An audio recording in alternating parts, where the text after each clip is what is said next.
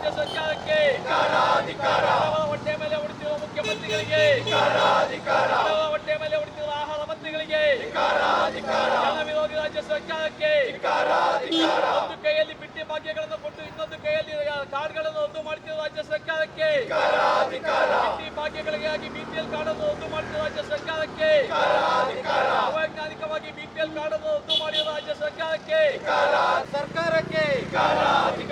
BPL card ರದ್ದುಪಡಿಸಿರುವ ರಾಜ್ಯ ಸರ್ಕಾರಕ್ಕೆ, ಜನ ವಿರೋಧಿ ಸರ್ಕಾರಕ್ಕೆ, ಜನ ವಿರೋಧಿ ಸರ್ಕಾರಕ್ಕೆ ಬೇಕೇ ಬೇಕು, ಬೇಕೇ ಬೇಕು, ಎಲ್ಲಿಯವರೆಗೆ ಹೋರಾಟ,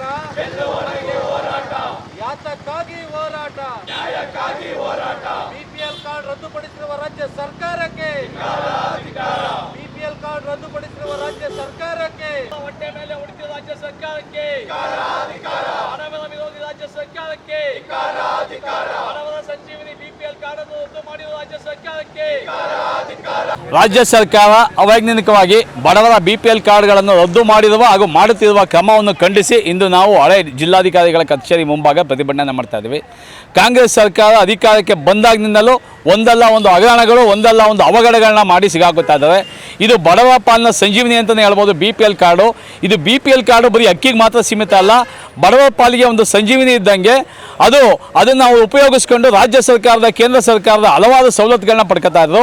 ಜೊತೆಗೆ ಜಲ್ವಂತ ಸಮಸ್ಯೆಗಳಾದ, ಬಹಳ ದೊಡ್ಡ ಕಾಯಿಲೆಗಳಂತಾದ ಕಿಡ್ನಿ ಸಮಸ್ಯೆ, ಹೃದಯಕಾಯ ಸಮಸ್ಯೆ, ಕ್ಯಾನ್ಸರ್ ಅಂತಹ ಸಮಸ್ಯೆಗಳಿಗೆ ಅವರು ಉಚಿತವಾಗಿ ಹಾಸ್ಪಿಟ್ಲಿಗೆ ಹೋಗಿ ಟ್ರೀಟ್ಮೆಂಟ್ಗಳನ್ನ ತಗೊಂಬರ್ತಾ ಇದ್ರು. ಅಂಥ ಒಂದು ಬಡವ ಪಾಲಿನ ಸಂಜೀವಿನಿ ಅಂತ ಕಾರ್ಡ್ನ ಇವರು, ಅದರಲ್ಲೂ ವಿಶೇಷವಾಗಿ ಬಹಳಷ್ಟು ಮಹಿಳೆಯರುಗಳನ್ನ ನಾವು ಟಿ ವಿಲಿ ನೋಡಿದ್ವಿ. ಬರೀ ಹಿಂದೂಗಳದೇ ಬಿಪಿಎಲ್ ಕಾರ್ಡ್ಗಳನ್ನ ರದ್ದು ಮಾಡಿದ್ದಾರೆ, ಅನ್ಯ ಧರ್ಮೀಯವ್ರದ್ದು ಒಂದು ಮಾಡಿಲ್ಲ. ಈ ವಿರೋಧಿಯನ್ನು ನೋಡಿದ್ರೆ ಅವರು ನಿಜಕ್ಕೂ ಹಿಂದೂ ವಿರೋಧಿ ಸರ್ಕಾರ ಅಂತ ಕಂಡು ಬರ್ತಾ ಇದೆ. ಆವಾಗ ಬಿಪಿಎಲ್ ಕಾರ್ಡ್ ಮಾಡಿದಂಥದ್ದು ಬಡವರಿಗಾಗಿ.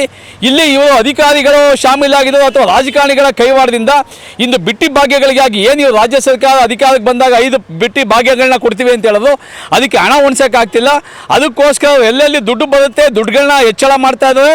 ಈಗ 11 ಲಕ್ಷ ಬಿಪಿಎಲ್ ಕಾರ್ಡ್ಗಳನ್ನ ಇಡೀ ಇತಿಹಾಸದಲ್ಲಿ, ನಮ್ಮ ರಾಜ್ಯದ ಇತಿಹಾಸದಲ್ಲಿ ಮೊದಲನೇ ಬಾರಿ 11 ಬಿಪಿಎಲ್ ಕಾರ್ಡ್ಗಳನ್ನ ಇವರು ರದ್ದು ಮಾಡಿರೋದು ನಿಜಕ್ಕೂ ಖಂಡನೀಯ. ಇದು ಅತ್ಯಂತ ನಾಚಿಕೆಗೇಡಿನ ಸಂಗತಿ ಸರ್ಕಾರಕ್ಕೆ ಅಂತ ಹೇಳ್ಬೋದು. ಟಿ ವಿನಲ್ಲಿ ನೋಡಿದ್ರೆ ಎಷ್ಟೊಂದು ಜನ ಬಡ ಮಹಿಳೆಯರು ಇದನ್ನೇ ನಂಬ್ಕೊಂಡಿರೋ ಅಂಥವ್ರು ಒದ್ದಾಡ್ತಾ ಇದ್ದಾರೆ. ಅವ್ರ ಶಾಪ ನಿಮಗೆ ತಟ್ಟುತ್ತೆ. ನೀವು ಯಾವುದೋ ಬಿಟ್ಟಿ ಭಾಗ್ಯಗಳನ್ನ ಯಾವುದೋ ಜನ ಕೇಳಿಲ್ಲ ನಿಮಗೆ. ಈ ಏನು ಬಿಪಿಎಲ್ ಉಚಿತವಾಗಿ ಅವ್ರಿಗೆ ಪಡಿತರ ಚೀಟಿಗಳು ಬಿಪಿಎಲ್ ಕಾರ್ಡ್ಗಳಿದೆ, ಇದನ್ನ ಮೊದಲಿದ್ದಂತೆ ನೀವು ರದ್ದು ಮಾಡಿರೋದನ್ನ ಮತ್ತೆ ನೀವು ವಾಪಸ್ ಪಡಿಬೇಕು.